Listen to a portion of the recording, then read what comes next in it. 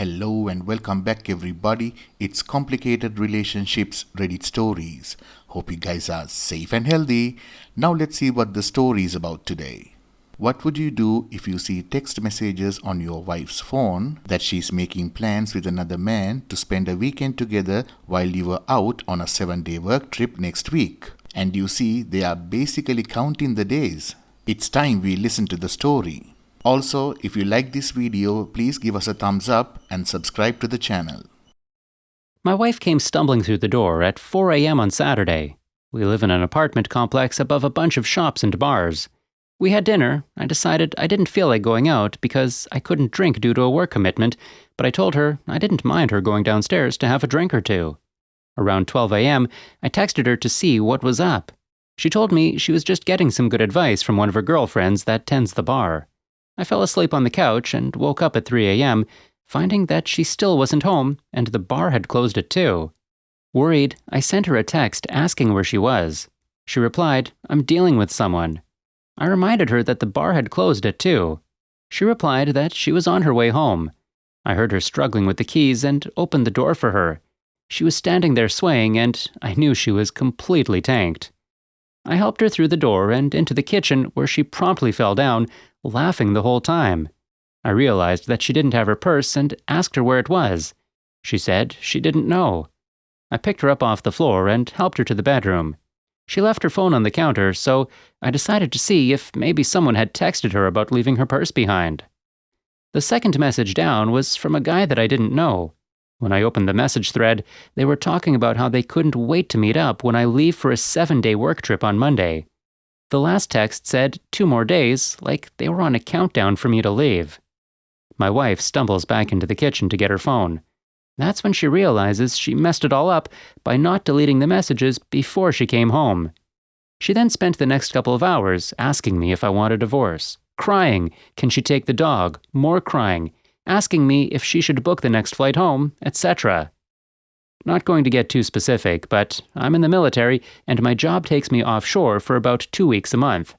Not the easiest lifestyle, but certainly not the worst in my career field. So I do empathize with her loneliness. The fact that she's completely removed from family and friends at home and stuck in the armpit of New Jersey, no offense, I actually don't mind it. Now, Opie had previously had some suspicions in the fall of last year when she had some bruises around her top after he got back from patrol. She explained them away by saying that she got a little rough while she was doing something. My gut told me it was BS, but when I confronted her, she denied it heavily. My suspicions grew more when a mutual male friend of ours suddenly became very unfriendly with her, but cordial to me, blocking her from all social media, her phone number, and refusing to acknowledge her presence when we happened to be at the same bar or restaurant. She later confirmed that he had given her those marks, but they had not been physical. She also denied anything physical happened with the guy she was texting, but my gut is telling me that's a lie also. I've stuck by this woman through a lot of BS. I'm a very laid-back person, and my stress has been peaking since we got married. She's gotten her second DUI, the first since we've been together, and basically messed up whatever plans we've had for a family due to the financial constraints and the fact that she can't drive. She's been going down to the bar almost every night. Sometimes I've been with her, but most of the time I can't since I have to be a responsible person, and if something goes wrong when I'm hungover, can result in UCMJ punishment. I'm up for transfer, and I need to make a decision before February 1st. Behind door number 1 is forgiveness. I take her back, try to move on, continue to support her, and continue on the family path of buying a house and having children in Florida. Behind door number 2 lies a clean break.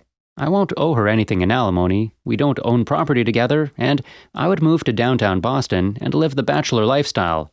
The job that I really want is there, being gone for a couple of months at a time out to sea, something that isn't possible if I want to stay married. My main concern is that I'll be 32 years old. I've heard that dating can be hard in your 30s, but I know there is plenty of potential to have a very good time. A life goal is to settle down, get married, and have children, something I thought I was getting when I married my wife. So, dear listeners, which door should Opie choose?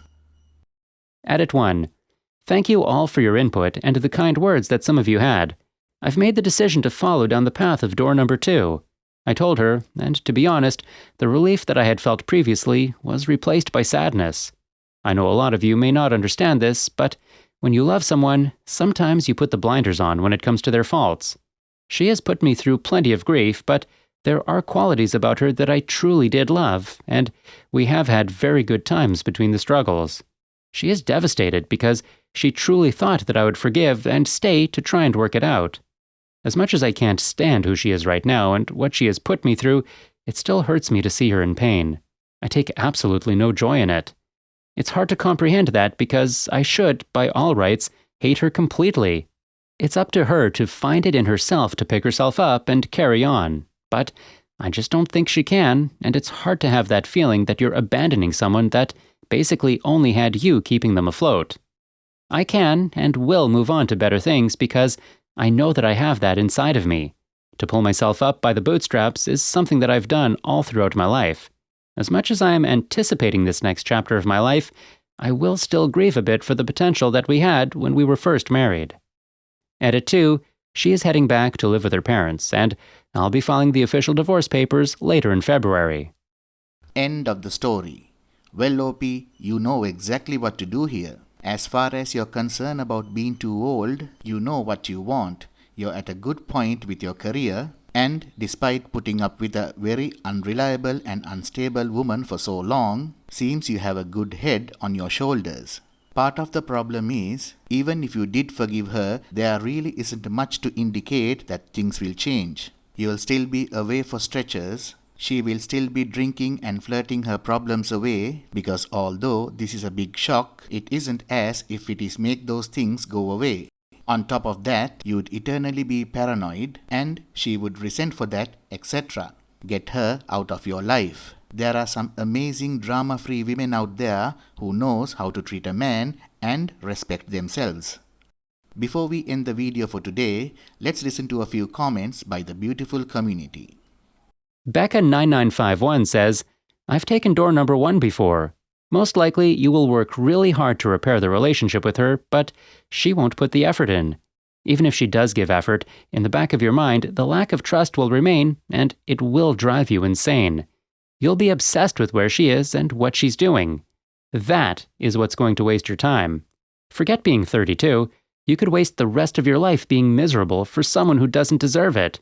Suddenly, you're 52 and stuck in the same miserable situation. That would be a true shame. You seem like a good guy. It's hard to let go, but make yourself do it. X302 Smoked You says, Man, she seems reckless. I'm a vet myself. Relationships are already difficult to maintain, and as hard as getting a divorce myself was, I'm so much better off now. I can assume that you are in at least decent shape and take good care of yourself due to the military lifestyle, so despite being early 30s, you shouldn't have a problem dating again. You have to make a sound decision and use logic over emotion. If the two of you can make it work and you can forgive her and she won't hurt your career, then that's your call, man. Godspeed. Peacock Shrimp says, Dating in your 30s is fun. I'm doing it myself right now and it's not bad at all. Your tone in the post above sounds like you are 100% done with this marriage, so if fear of the dating pool is the only thing keeping you from walking, get out, make yourself happy, and people will gravitate to your happiness. You sound miserable right now, but you know what you need to do to change things. Please like, comment and share the video if you enjoyed it. Also, subscribe to the channel and hit the bell icon so you will be notified when we upload the next video. Take care.